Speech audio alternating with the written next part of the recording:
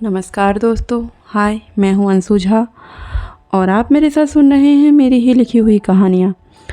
और आज मैं आप लोग को सुनाने वाली हूँ अनकही चाहत पार्ट 9 एवं 10।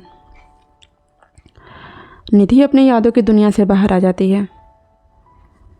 तुम लोग तैयार हो जाओ, हम जा रहे हैं नाश्ता लगाने। जल्दी से रेडी होकर नीचे हॉल में आ जाओ। निधि रिसु को तैयार करने के लिए कमरे में चली जाती है। जिया और रिसु रेडी होकर हॉल में आ जाते हैं। मम्मा, कल डैड घर क्यों नहीं आए थे? रिसु का सवाल सुनकर निधि के खाते खाते हाथ रुक जाते हैं। वो उनको काम रहता है ना, इसलिए वो घर नहीं आए थे। बहुत जल्दी हम लोगों के साथ रहने आएंगे। आप तो गुड बॉय हो ना, इसलिए जल्दी से स्कूल चलो। ओके मम्मा। जिया रिसु की बात सुनकर निधि को घूरती है। जब वो बोलती है बहुत जल्द वो लोग साथ में रहने वाले हैं तो उसे अजीब लगता है। वो रिसु के सामने तो कुछ नहीं पूछती है, चुपचाप नाश्ता करती है। लेकिन जब रिसु अंदर जाता है कमरे में तो उससे पूछ बैठती है, ये क्या है? कुछ नहीं, चल जल्दी से नीचे। मम्मा, भाई अभी तक उठ कर नहीं आए हैं, उनका मॉर्निंग अभी तक नहीं हुआ है क्या? अनीसा मिसेस सिंह से पूछती है। नहीं, तू जाके उठा दे। ठीक है, मैं भाई को जगाने जा रही हूँ। अनीसा ऊपर जाती है। धीरज अभी भी सोया हुआ था। भाई उठो ना, ब्रेकफास्ट नहीं करना है आपको? सब आपका नीचे वेट कर रहे हैं। सोने दे रनी से क्यों परेशान कर रही है? प्लीज़ भाई उठ जाओ ना, जल्दी से रेडी हो जाओ, मुझे आपके साथ शॉपिंग पे भी जाना है। अनीसा धीरज का ब्लैंकेट हटा देती है और धीरज के कंधे पकड़ को हिलाने लग जाती है। क्या है यार? धीरज हार कर उठकर बैठ जाता है। सामने अनीसा को देखकर वो थोड़ा सरप्राइज हो जाता ही है। तू कब आई? भाई मैं तो कल ही आ गई थी, लेकिन होश में आप मुझसे आज मिल रहे हैं। अभी जल्दी से ये ड्रिंक पीजिए और अपना हैंगओवर उतारिए। हैंगओवर की बात सुनकर धीरज गुस्से से अनीसा को घूरता है। देख निशु, मैं कहीं नहीं शॉपिंग पर जाने वाला हूँ। मेरे पास ऑलरेडी बहुत सारे काम हैं। मेरे पूरे दिन का शेड्यूल फिक्स है। भाई, वो अपने हाथ से सर दबाने लग जाता है। ये सर भी पता नहीं दर्द से क्यों फटा जा रहा है। भाई ड्रिंक करेंगे तो हैंगओवर होगा ही ना, इसलिए आपको बोलो नींबू पानी पी लेने के लिए। व्हाट रविश, मैंने कब ड्रिंक किया है? नाइट में। अगर आपको मुझ पे ट्रस्ट नहीं है ना तो राज से पूछ लो। अब धीरज को याद आता है कि रात में जयराज के साथ ओवर ड्रिंक कर लिया था और उसके वजह से कुछ याद ही नहीं था। ठीक है, तू जा, मेरा दिमाग मत खा। भाई अब आप ये तो बता दो कि रात में ड्रिंक क्यों किया था आपने? कहीं कोई गर्लफ्रेंड ने आपको धोखा तो नहीं दिया? क्या पागल हो गई है? कुछ भी बकर पर किए जा रही है। कितना दिमाग है ना, उतना ही बोला कर। नीचे जा, दिमाग मत खा। धीरज गुस्से में बोलता है तो अनीसा की आंखों में आंसू आ जाते हैं। भाई मैंने हैंगओवर के लिए सूप भी बना लिया था, जब आपका मन हो पी लेना। ठीक है, बाय। उसकी भरी हुई आवाज़ सुनकर धीरज को एहसास होता है कि उसने कितनी रूडली अनीसा से बात किया था। निशु, हाँ कुछ चाहिए आपको? इधर आ। धीरज उसे अपने पास बुलाता है। नहीं भाई, मैं बाद में आती हूँ, क्योंकि उसे लगता है वो यहाँ पर रुकेगी तो रो देगी, इसलिए वो बाहर जाना चाहती थी। मैंने बोला नहीं था आने के लिए। जी भाई। वो धीरज के पास आती है। धीरज उसे गले से लगा देता है। सॉरी। ओके भाई, मुझे तो बुरा लगा ही नहीं। चल ठीक है, मैं आज तेरे साथ शॉपिंग पे जाऊंगा। सच्ची भाई? Thank you so much. मैं जा रही हूँ नीचे, आप जल्दी से नीचे आ जाओ। मुझे अभी स्कूल जाना है, हम शाम में चलेंगे, ठीक है? ओके भाई। वो नीचे चली जाती है। धीरज नींबू पानी पीकर बाथरूम में घुस जाता है। निधि और जिया स्कूल के अंदर आते हैं। तुम लोग क्लास में जाओ, मैं आती हूँ थोड़ी देर में। मम्मा, आज आप बहुत हैंडसम लग रहे हो। रिशु अपनी मम्मा की तारीफ़ करता हुआ बोलता है। बेटा, हैंडसम नहीं, ब्यूटीफुल बोलते हैं। वही मम्मा, आप समझ गए हैं ना, आपके ऊपर ये साड़ी बहुत अच्छी लग रही है। थैंक यू बेटा। निधि, यार सच में तो बहुत सुंदर लग रही है, क़यामत लग रही है, एकदम कत्ल कर देने वाली। बस बस हो गया, झूठी तारीफ़ मत कर। अब तुम क्लास में जाओ। ओके मामा। वो दोनों क्लास में चले जाते हैं। निधि को डर रहता है कि राहुल ने कहीं से भी देख लिया तो उसके बेटे के सामने वो उसकी बेइज्जती करेगा, जो उसे बिल्कुल भी अच्छा नहीं लगता। निधि अपने क्लास की तरफ जाने लग जाती है। वो जा ही रही थी तभी किसी ने उसका हाथ पकड़कर लाइब्रेरी में खींच लिया। कौन है? बिल्कुल चुप। लाइब्रेरी में अंधेरा रहता है तो उसे कोई दिखाई नहीं दे रहा था। निधि आवाज़ को सुनकर घबरा जाती है। कौन है? प्लीज़ प्लीज़ हमें छोड़ दो। छोड़ देंगे, ज़रूर छोड़ देंगे, बस एक किस लेने दो और चली जाओ। निधि ऐसी बातें सुनकर डरने लग जाती है। वो कांपती हुई आवाज़ में पूछती है, कौन हो? तुम राहुल हो ना? क्योंकि निधि राहुल की आवाज़ पहचानती थी। जो लड़का उसे 2 साल से तंग कर रहा हो, उसकी तो आवाज़ पहचान ही सकती थी। प्लीज़ हमें छोड़ दो। अब राहुल अपने मोबाइल का फ्लैश ऑन कर देता है। ऐसे कैसे छोड़ दे मैडम जी, यह हाथ पकड़ा है छोड़ने के लिए नहीं, बस अब थोड़ा सा साथ दे दो। राहुल मुस्कुराते हुए बोलता है। देखो राहुल, ये गलत है, हम चिल्लाएंगे। ठीक है, चिल्लाइए, आप ज़ोर से चिल्लाइए। मैं तो बस किस करके छोड़ने वाला था, लेकिन अगर आप चिल्लाएंगी तो ठीक है, फिर अभी सब कुछ करूँगा मैं। राहुल बेशर्मी से बोलता है। प्लीज़ छोड़ो, हमें जाने दो।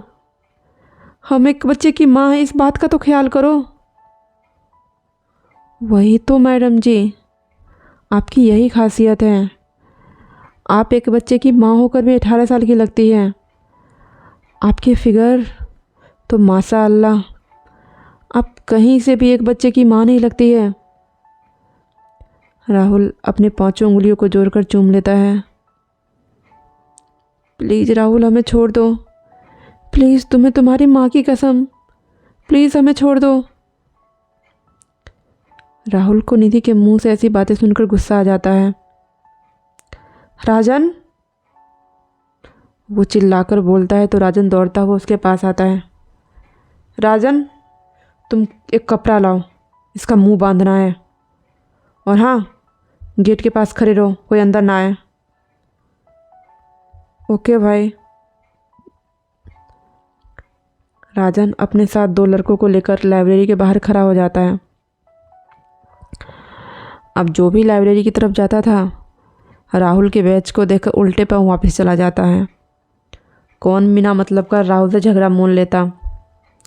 उनके बैच पूरे स्कूल में फेमस था। जो भी उनके साथ लड़ता था प्रिंसिपल उन्हें घर का रास्ता दिखा देता था। इसलिए सब अपने अपने आने वाले फ्यूचर के बारे में सोचकर उनसे उलझने की कोशिश नहीं करते थे। इधर धीरज भी स्कूल में एंटर करता है। सर, आज हम पूरा स्कूल देखेंगे और हर तरफ जाकर स्कूल की पूरी इंक्वायरी भी करेंगे कि पढ़ाई कैसी होती है। जयराज उसे आज का शेड्यूल बताता है। ओके चलो, आज हम पूरा स्कूल भी घूम लेंगे, इसी बहाने वॉकिंग भी हो जाएगी। धीरज बोलता है और वो स्कूल के चक्कर लगाने लग जाता है। लाइब्रेरी के अंदर, मैडम जी आज आप बहुत हॉट लग रही है, खूबसूरत भी लग रही है, और ये सारी तो पूछिए मत। वो जो आपकी पतली सी कमर बीच से दिख रही है ना, बाय गॉड, मन होता है उसी पे किस करूं। राहुल बोलकर कमीनेपन से हंसने लग जाता है। निधि उसकी बातें सुनकर और घबरा जाती है। देखो राहुल, ऐसा मत करो, मेरा एक बेटा है, उसके ऊपर गलत असर पड़ेगा, प्लीज़ हम तुम्हारे पैर पड़ते हैं। वो राहुल का पैर पकड़ने के नीचे झुकती है कि बीच में ही राहुल उसे रोक लेता है। मैडम जी, आपकी जगह मेरे पैरों में नहीं, मेरे दिल में है। वो बोलकर ज़बरदस्ती उसे गला लगाने लग जाता है।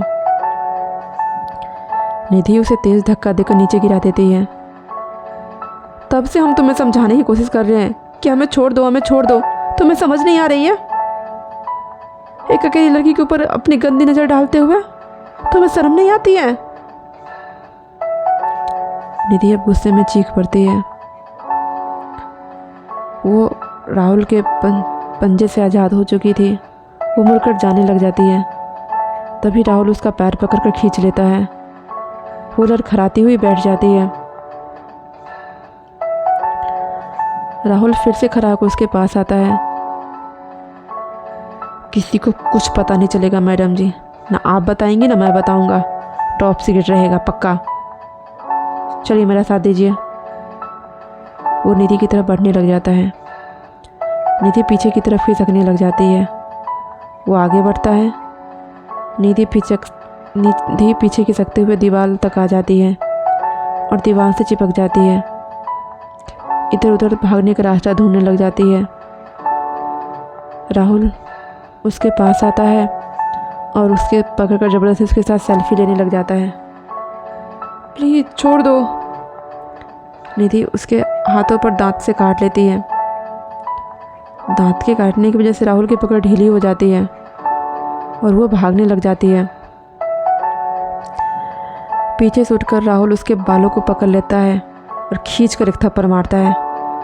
मुझे काटेगी तू साली, रुक मैं बताता हूँ अभी तुम्हें। थप्पड़ मारने की वजह से निधि लड़खड़ा जाती है और एक बुक सेल से टकरा जाती है। सारे बुक धड़धड़ा कर नीचे गिर जाते हैं, जिसकी आवाज़ बाहर तक जाती है। राहुल गुस्से में आकर उसकी साड़ी जोर से खींचता है, जिससे साड़ी और ब्लाउज दोनों फट जाती हैं। निधि खुद को देखती है तो साड़ी के आंचल से फिर से खुद को ढकने लग जाती है। राहुल उसके पास आता है और उसका चेहरा पकड़कर फोर्सफुली किस करने लग जाता है। तभी कोई पीछे से उसके बाल पकड़कर पीछे की ओर खींचता है और उसके मुंह पर मुक्का मारता है। क्या हो रहा है यहाँ पर? धीरज गुस्से से पूछता है। राहुल जब सामने धीरज को देखता है तो पूछता है, तुम कौन हो? मुझे मारने की हिम्मत कैसी हुई? तू जानता भी है मैं कौन हूँ? मेरा बाप प्रिंसिपल है इस स्कूल का। ये सुनकर धीरज का माथा सनक जाता है जब उसके सामने कोई रौब से बात करता है। तो तेरा बाप प्रिंसिपल है तो किसी के साथ ज़बरदस्ती करेगा? धीरज गुस्से से दांत पीसते हुए बोलता है, देख ये हम दोनों का मामला है, तू बीच में मत पड़। राहुल फिर से निधि को पकड़ने के लिए आगे बढ़ता है। बीच में धीरज आ जाता है। निधि उसके पीछे छिप जाती है। धीरज निधि को देखकर बोलता है, इसे देखकर तो कहीं से भी नहीं लग रहा कि ये तुम दोनों का आपस का मामला है। ये मामला नहीं बल्कि तुम इसके साथ जबरदस्ती कर रहे हो। धीरज उसके मुंह पर फिर से मुक्का मारते हुए बोलता है। बदले में वो भी धीरज को मारता है, जिससे धीरज के हाथों पे चोट लग जाती है। लेकिन धीरज उसे अपने मार्शल आर्ट का डेमो दिखा देता है। राहुल वहीं बेहोश हो जाता है। धीरज मुड़कर निधि को देखता है तो डरी सहमी सी एक कोने में खड़ी खुद को छिपाती हुई बैठी हुई थी। Are you all right? तुम ठीक हो? धीरज उसके पास बैठकर पूछता है तो निधि को कुछ समझ ही नहीं आता है। वो इतना डर गई थी कि उसके गले से आवाज़ तक नहीं निकल रही थी। तुम ठीक हो? धीरज उसके कंधे पर हाथ रखता है तो वो उसके गले लग जाती है और रोने लग जाती है। धीरज को तो कुछ समझ ही नहीं आता है। आज तक वो अपनी बहन के अलावा किसी भी लड़के के गले नहीं लगाया था। उसे अभी कुछ और ही फील हो रहा था। उससे सांस भी नहीं लिया जा रहा था। धड़कन तो ऐसे तेज़ धड़क रहा था, उसे लग रहा था हार्ट अटैक आ जाएगा। वो हल्के हाथों से निधि के पीठ को थपथपा देता है। कुछ नहीं हुआ है, सब ठीक है, जस्ट रिलैक्स। जब धीरज की भारी सी आवाज़ निधि के कानों में पड़ती है तब उसे होश आता है कि वो क्या कर रही है। वो झट से अलग हो गई थी, उठकर जाने लग जाती है। धीरज उसका हाथ पकड़कर रोकता है। तुम्हारे कपड़े। वो अपना कोट उतार कर दे देता है। धीरज उसकी तरफ पीठ करके खड़ी हो जाता है। निधि वो कोट पहन लेती है और बगल से निकलकर जाने लग जाती है। तभी धीरज घूमता है। चलो पुलिस स्टेशन चलो, कंप्लेन करनी है। कैसी कंप्लेन? हमें कोई कंप्लेन नहीं करनी है। क्यों नहीं करनी कंप्लेन?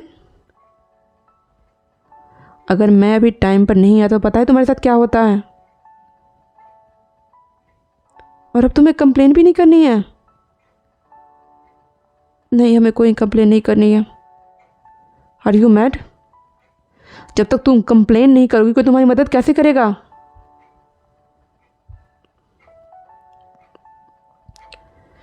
तुम्हें क्यों नहीं कंप्लेन करनी है? क्योंकि हमें पुलिस की चक्कर नहीं लगाना है। What nonsense. हम सही बोल रहे हैं। अगर हम पुलिस के चक्कर में पड़ेंगे तो हमारे बेटे को कौन संभालेगा? ये पुलिस वाले बिना पैरवी किसी की सुनते नहीं हैं, और अकेली लड़की की तो बिल्कुल भी नहीं। What you mean? तुम्हारे कहने का मतलब क्या है? तुम्हारे बेटे को कौन संभालेगा मतलब क्या है? तुम्हारा बेटा भी है? हाँ, हम सिंगल मदर है। हमारे पीछे हमारे बेटे को देखने वाला कोई नहीं है। निधि बोलती है तो धीरज उसे गौर से देखता है। वो कहीं से भी एक बच्चे की मां नहीं लग रही थी। उसे वो खुद एक बच्ची दिखाई दे रही थी। ओके, मैं समझ गया तुम्हारी प्रॉब्लम, लेकिन तुम बस एक बार चलो, मैं चल रहा हूँ तुम्हारे साथ। तुम कंप्लेन कर लेना, फिर घर आ जाना, उसके बाद मैं संभाल लूँगा। नहीं, हमें कोई कंप्लेन नहीं करना है, बोल दिया ना हमें। निधि अपनी बात कहकर बाहर चली जाती है। लिसन, अरे सुनो तो सही, क्या नाम है तुम्हारा? धीरज भी उसके पीछे जाता है। हमने बोल दिया ना हमें कोई कंप्लेन नहीं करना है, आप पीछे हमारा छोड़ दीजिए। निधि तेजी से आगे बढ़ रही। धीरज उसका हाथ पकड़कर रोकता है। निधि उसे घूर कर देखती तो उसका हाथ छोड़ देता है। ठीक है, तुम्हें पुलिस कंप्लेन नहीं करनी है, लेकिन प्रिंसिपल से तो कंप्लेन कर सकती हो ना। ऐसे स्टूडेंट को इस स्कूल में रहना खतरे से खाली नहीं है। आज तुम हो, कल उसका कोई टारगेट कोई और होगा। आप जानते हैं वो कौन है? कौन है? प्रिंसिपल का ही बेटा है वो। उसका रोज़ का काम है हमें तंग करने का और सताने का। निधि का गला भारी होने लग जाता है और वो रोने लग जाती है। उस दिन गए थे हम प्रिंसिपल से कंप्लेन करने के लिए, और आप जानते हैं हमें क्या बोला था? क्या बोला था? कुछ नहीं, हमें जाने दीजिए, कोई कंप्लेन नहीं करनी हमें। मैं पूछ रहा हूँ क्या बोला था उसने? धीरज की आंखें गुस्से से लाल हो जाती हैं। निधि धीरज को देखकर डर जाती है।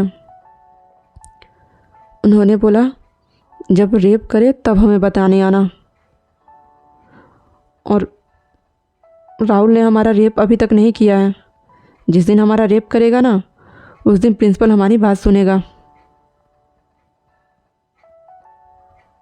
तुम पागल हो? तुम्हारे पास दिमाग है? इतना सब तुमको टॉलरेट करके क्यों जॉब कर रही हो?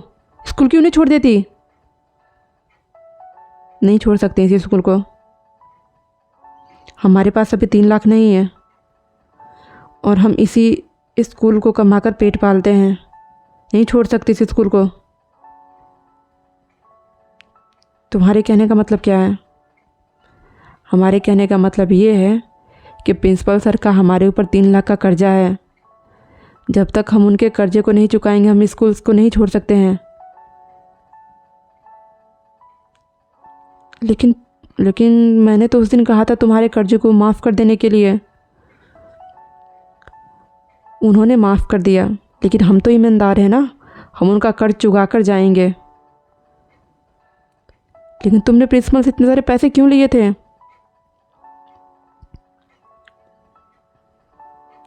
चलिए, आपको सब कुछ जाना है ना, हम आपको बताते हैं। निधि धीरज को सब कुछ बताती है। कैसे वो हॉस्पिटल गई थी, कैसे उसने 3 लाख का कर्जा लिया था, प्रिंसिपल का ऑफ़र देकर उसे स्कूल में काम करने को दिया था और हर मंथ सैलरी काटता था। वो सारी बातें सब कुछ बताती है। उस हॉस्पिटल का नाम क्या था? दीनबंधु हॉस्पिटल। दीनबंधु हॉस्पिटल। अब तो धीरज का पारा हाई हो चुका था। गुस्से से आंखें बिल्कुल लाल हो जाती है। निधि का हाथ पकड़ता है और खींच कर ले जाने लग जाता है। क्या कर रहे आप? कहाँ लेकर जा रहे हैं हमें? छोड़िए, हमारे हाथ में दर्द हो रहा है। चुप, बिल्कुल चुप, कुछ नहीं बोलोगे तुम, चुपचाप मेरे साथ चलो। धीरज निधि पर चिल्लाता है तो वो खामोश हो जाती है। वो उसे खींचते हुए लेकर प्रिंसिपल ऑफिस लेकर जाता है। अचानक प्रिंसिपल धीरज को अपने ऑफिस में देखकर चौंक जाता है। क्या हुआ बेटा, तुम यहाँ पर क्या कर रहे हो? और निधि को क्या हो गया?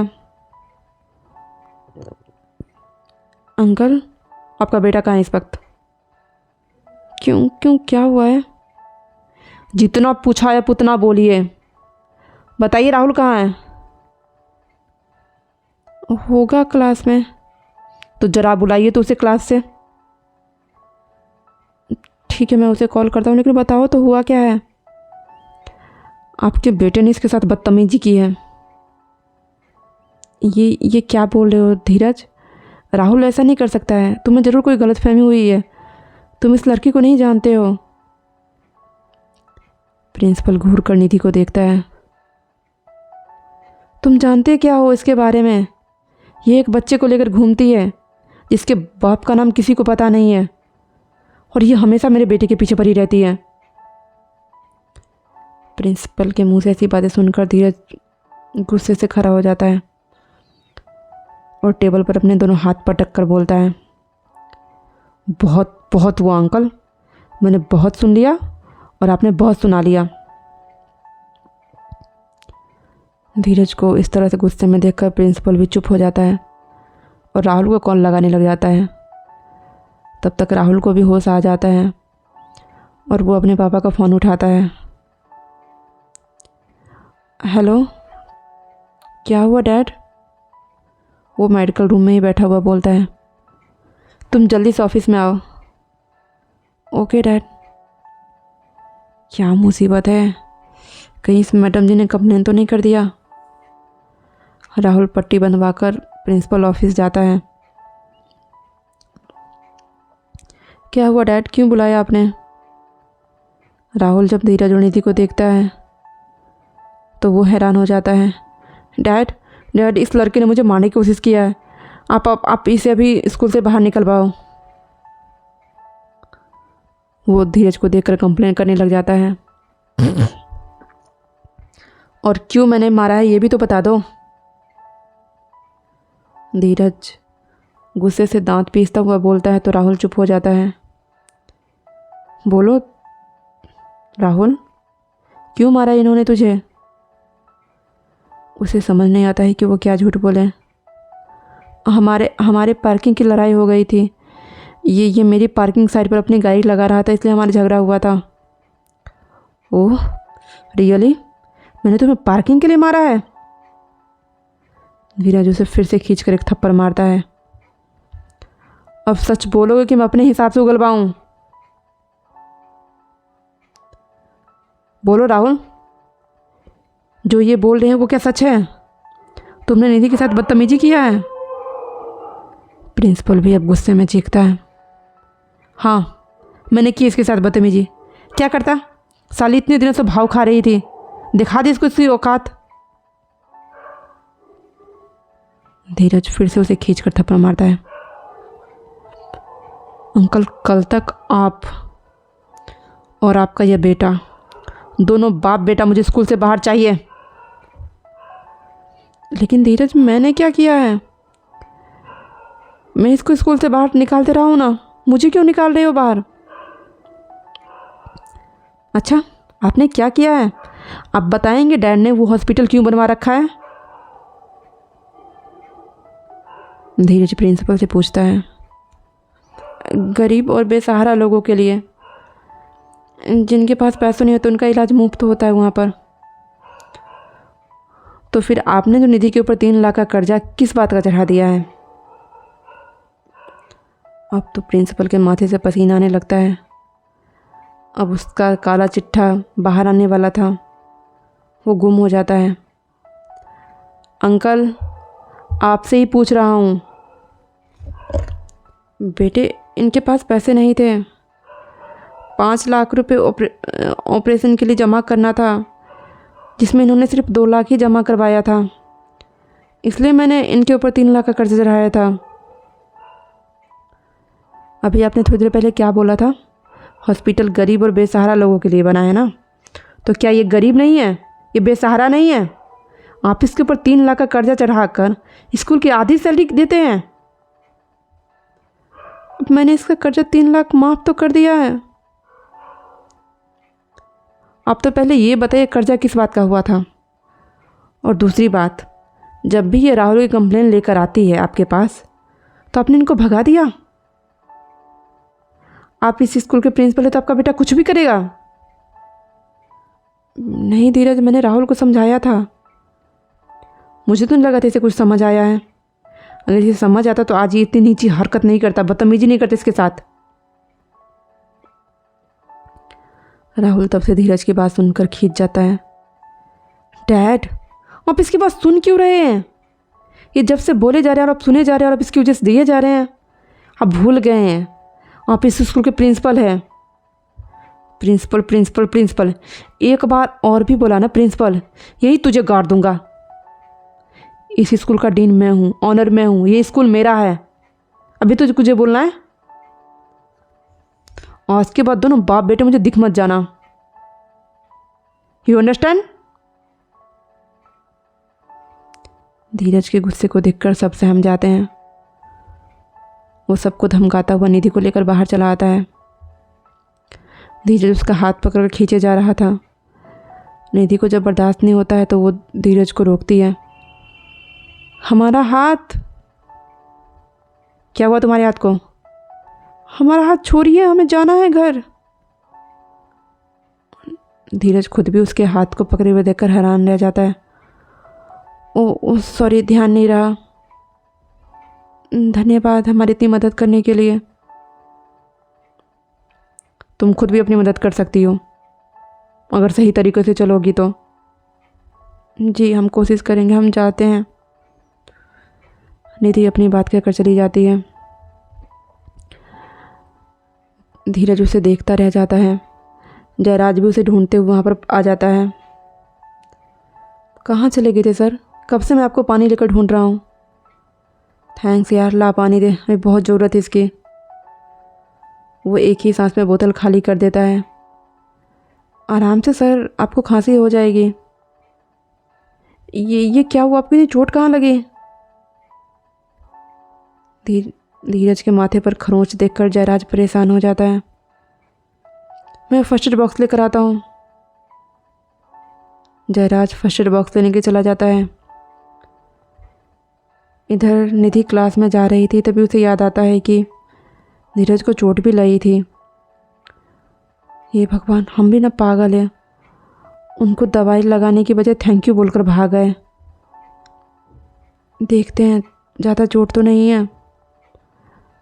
वो वापस आती तो धीरज अभी तक वहीं पर बैठा हुआ था। चलिए हमारे साथ। कहाँ? चलिए ना। लेकिन कहाँ चलना है? मेडिकल रूम में। लेकिन क्यों? आपके हाथों में चोट लगी थी ना। कोई नहीं, ठीक हो जाएगा, तुम जाओ। हमने बोला ना चलने के लिए। निधि हक से बोलती तो धीरज उसके हाथ खींचा चला जाता है।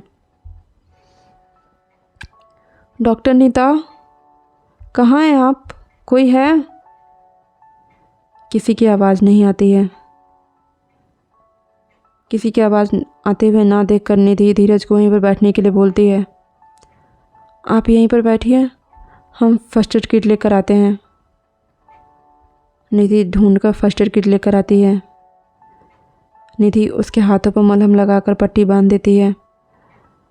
माथे पर भी बैंडेज चिपका देती है। और कहाँ चोट लगी है आपको? कहीं नहीं, मैं ठीक हूँ। अगर हो गया हो तुम्हारा तो मैं जाऊँ? वो उठकर जाने लग जाता है। वो मुड़ कर जाता है तो निधि का ध्यान शर्ट पर जाता है, जहाँ लाल रंग का खून का निशान बना हुआ था। रुकिए रुकिए सर, आपकी पीठ पर चोट लगी है। नहीं, मैं ठीक हूँ, घर पर दवाई लगा लूँगा, तुमको परेशान होने की ज़रूरत नहीं है। सर, इन्फेक्शन हो जाएगी, बैठिए। निधि उसे खींचकर बिठाती है। शर्ट खोलिए तो। क्या? हमारा मतलब आप शर्ट खोलेंगे तभी तो हम दवाई लगाएंगे। ओके। वो शर्ट के बटन खोलने लग जाता है। रुकिए सर। अब क्या हुआ? कभी बोलती है खोलो, कभी बोलती है रुको। हमारा मतलब है कि आप शर्ट कंधे से नीचे खिसका दीजिए, हम दवाई लगा देते हैं। वो ऐसे ही करता है।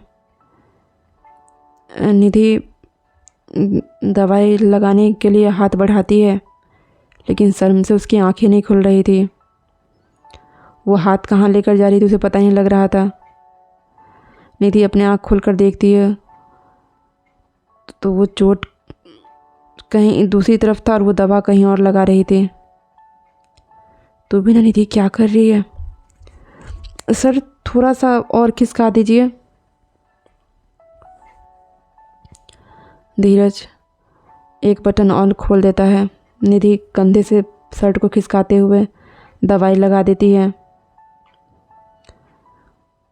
उसका भी हाथ कांप रहा था, लेकिन फिर भी वो धीरज को मलहम लगाती है।